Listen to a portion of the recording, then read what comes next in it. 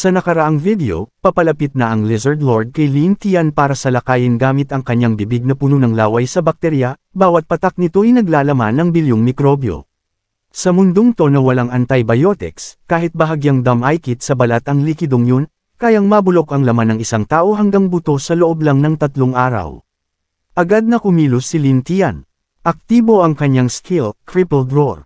Isang malakas na sigaw ang bumulwak mula sa kanya, parang kidlat na nagpakawala ng shockwave na tumulak pabalik sa lahat ng lasong laway. Nagulat ang Lizard Lord, hindi niya inasahan ito. Nanlaki ang mata niyang parang nablangko, saka biglang natamba. Walang sinayang na segundo si Lin Tian. Sumugod siya, hinugot ang kanyang dagger, at itinarak ito diretso sa dibdib ng Lizard Lord. Lumusot ang blade sa laman, sabog ang dugo. Sa sobrang sakit, natauhan bigla ang Lizard Lord. Umatras siya palayo, may halong takot ang titig niya kay Lin Tian. Sumigaw ang Lizard Lord, "Ikaw, maruming goblin. Anong ginawa mo? Bakit ako nawalan ng malay?" Kalma lang ang ngiti ni Lin Tian. "Wala naman. Gusto ko lang kayong muling pagsamahin ng pamilya mo. Ito ang silangang bahagi ng Demonic Forest. Hindi ka na makakatawag ng kahit anong halimaw para tumulong." Ngumisi ng malamig ang Lizard Lord. "Hindi ko kailangan ng tulong ng iba. Ako lang, sapat na para patayin ka." Pagkasabi niya nun, sumiklab ang kapangyarihan niya.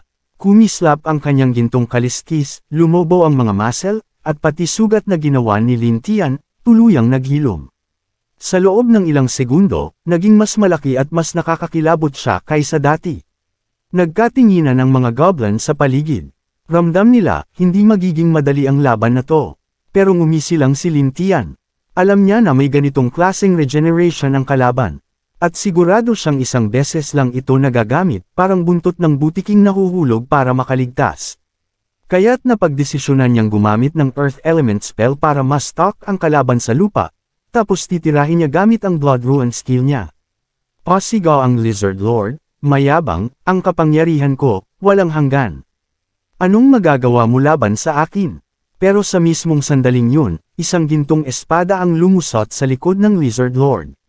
Tumilamsak ang dugo, napahinto ang lahat, walang nakakita kung sino ang umatake, kahit si Lin Tian, na may pinakamagandang armas sa grupo, malabong makalusot sa gintong kaliskis na yon. "Sinong?" sigaw ng Lizard Lord, nanginginig sa sakit. Pero hindi na siya nabigyan ng pagkakataong lumingon. Isang hiteng hiwa ang humiwa sa katawan niya, parang birthday cake lang na hiniwa sa gitna. Wala pang ungol, wala pang sigaw, patay na siya. Napako sa kinatatayuan ang lahat. Tahimik, halong takot at pagkabigla ang bumalot sa kanila. Ang katawan ng Lizard Lord, unti-unting nagkabasag-basag at bumagsak sa lupa.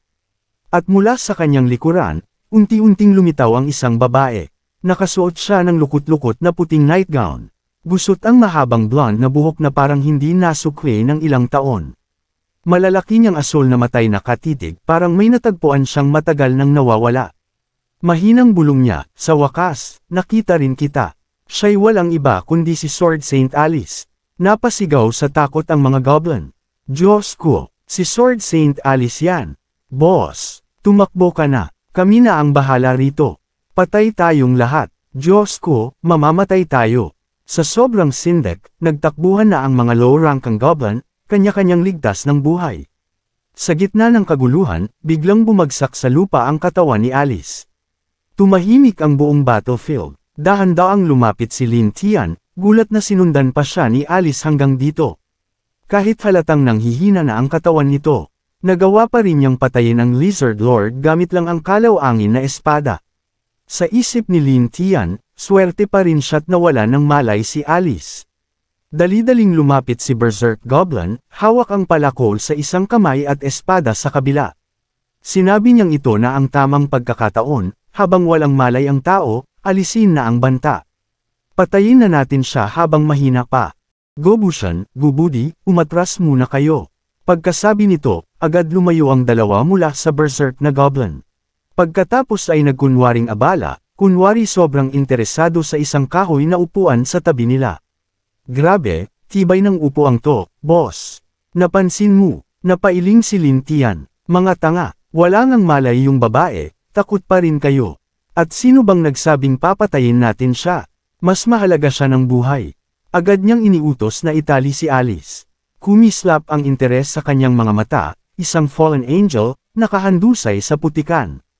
Hindi ba't yun mismo ang kahulugan ng fallen angel? At kung talagang bumagsak na siya, baka sakaling mapasa kanya ito. Matapos itali si Alice, dinala siya sa loob ng tent para suriin ni Gobo.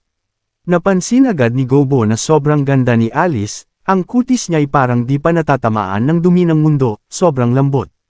Di nagtagal, unti-unting bumukas ang mga mata ni Alice. Ang maganda niyang tingin ay puno ng pagtataka habang lumilingalinga. Doon nagsalita si Lin Tian, matagal na rin, Sword Saint. Pagkakita ni Alice kay Lin Tian, parang sumindi ang apoy sa mga mata niya. Goblin, sa wakas, nahanap rin kita, Goblin. Goblin. Nagulat si Lin Tian sa biglaang pag-ungol nito, na paatras siya. Anong balak mo? Kung iniisip mong lumaban, mag-isip ka muna. Di mo kami kayang tapatan ngayon. Goblin, hindi pa rin tumigil si Alice. Kahit nakatali, bigla siyang sumugod kay Lin Tian, mabilis, parang hindi siya sugatan. Nagulat si Lin Tian sa bigla. Hindi ganito si Alice dati, parang nababaliw na ngayon. Bigla siyang sumigaw, panik na panik. Hoy, Berserk Goblin, anong tinutungangan niyo dyan? Itali ulit siya. Hinawakan nila ang lubad, pero sa pagmamadali, napigtal ang pagkakatali.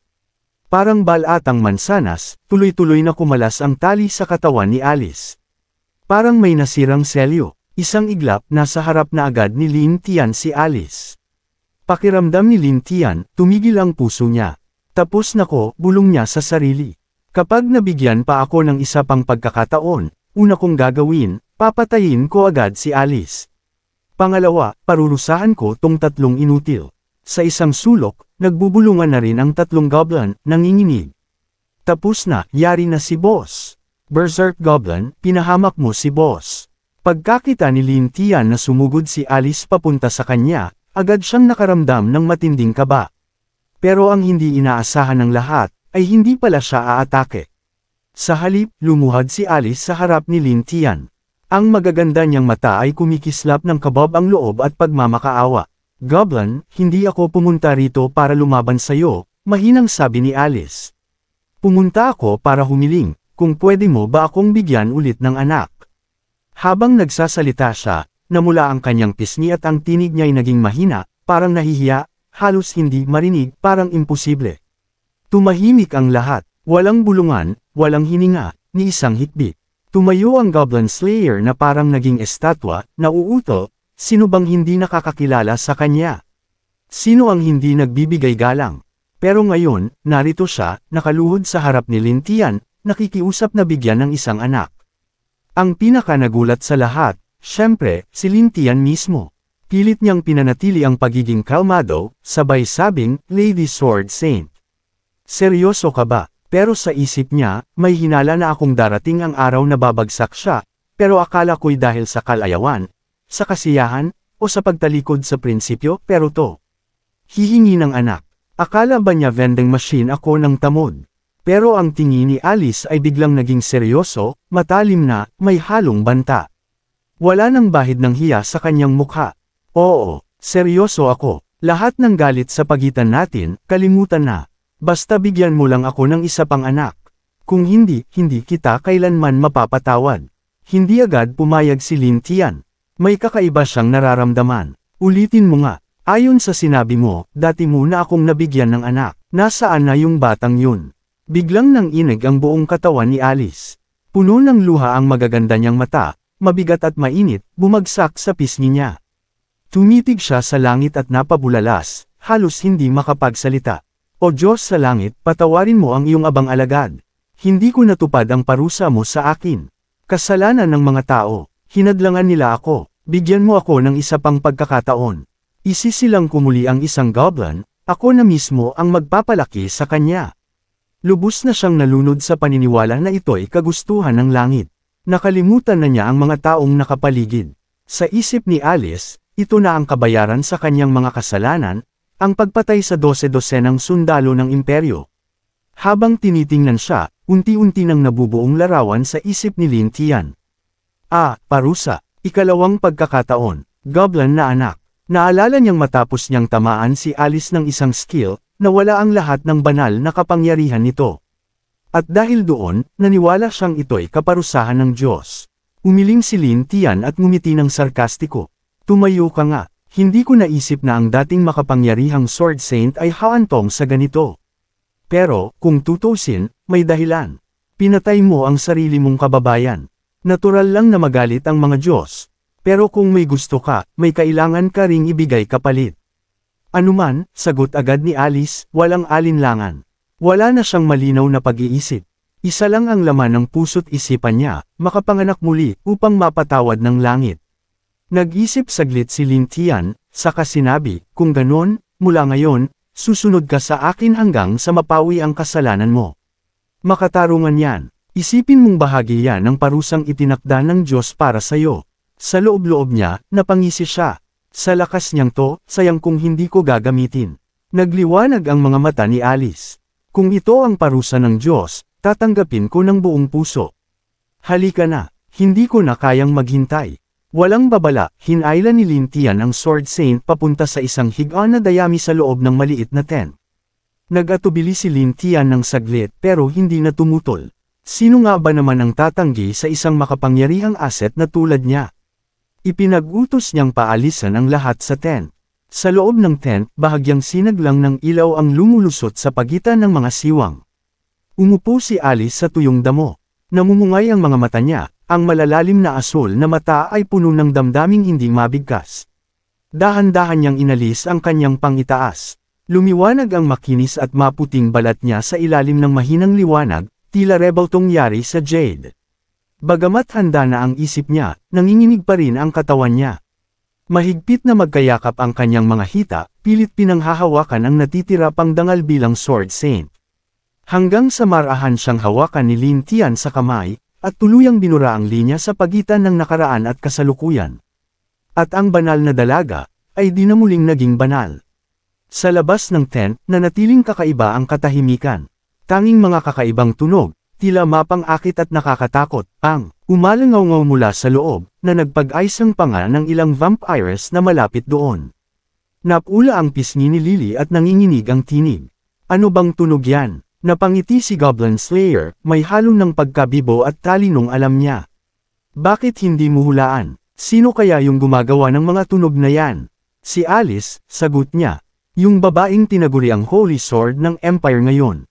Nakaluhod siya sa maruming maliit na tent na yun, nagmamakaawa kay Lin Tian na bigyan siya ng anak. Nang ibabaw ang galit sa mukha ni Lily. Huwag kang magbiro, imposible yan. Si Alice ay isa sa mga pinakarinispeto ko. Ang kanyang mga ideal, ang kanyang sense of duty, ang lakas niya. Siya ang pinakadakilang Sword Saint na kilala ng Empire. Ngumiti lang si Goblin Slayer, tapos tinuro ang Tolda. Tingnan mo mismo, pumunta ka at silipin. Napilitan si Lily na pumasok sa tent. Ang nakita niya, tuluyan nitong winasak ang paniniwala niya. Hindi pwede to. Namulat ang mga mata niya na parang nabasag ang buong pananaw niya sa mundo. Yung babaeng nakahiga sa loob ng tent, si Alice nga iyon. Ngumiti si Goblin Slayer muli, ngunit ngayon may bahid ng mayabang na kasiyahan. Ngayon, naniniwala ka na ba sa akin? Ang hirap paniwalaan. Kapag kumalat ito sa Empire, guguho ang lahat. Panatag si Lily pero walang masabi. Pagkatapos ng mission, medyo pagod na si Lin Tian kaya umupo muna siya para magpahinga habang si Gobo ay malapit lang sa kanya, nagbubuhos ng tsaa at inaalagaan siya. Sa pagkakataong iyon, tinanong ni Gobo ng mahina, Boss, ano balak mong gawin kay Alice? Hindi natin pwedeng iwan siya sa maruming kubo na yan magpakailanman. Sumagot si Lin Tian, paupuin muna siya sa kwarto ko, para sigurado na hindi siya tatakas. Pero siguraduhing palilinis siya at papalitan ng damit muna. Tumanggo si Gobo at dali-daling nag-ayos ng mga bagay. Bago siya nakalayo, tinawag siya ni Lin Tian, yung ilang mga human prisoners, malapit nang mamatay dahil sa sakit. Tipunin mo sila. Magagamit ko sila. Alam ni Lin Tian na ang pagkamatay ng chief ng Lizard Tribe ay tiyak na makakakuha ng atensyon mula sa iba pang mga lord, at pwedeng maging delikado. Inisip niyang pinakamahusay na ipaalam ito kay Man-Eating Eagle. Hindi nagtagal, dumating si Lin Tian sa Vulture Tribe. Nang makita siya ni Man-Eating Eagle, mabilis itong lumipad pababa mula sa mataas na puno, hawak pa rin ang isang matabang oso sa kaliwang kuko. Nang marinig ang paliwanag ni Lin Tian, kitang-kita ang pagkabigla ni Man-Eating Eagle. Dahil dito, medyo na-insecure si Lin Tian. Pero bago pa siya makapagpaliwanag ng mabuti, pinagbawalan siya ni Man-Eating Eagle. Walang kailangang ipaliwanag. Kung ako ang nasa posisyon mo, pinatay ko rin siya. Medyo komplikado lang ang sitwasyon, pero may paraan pa para maayos ito. Kung handa kang maging Southern Lord, pwede mong ipaliwanag lahat sa Great Tomb. Umiling si Lin Tian. Ayoko maging Lord, kaya sa'yo ako pumunta. Handa akong ipaubaya sa isa kong subordinate ang posisyon.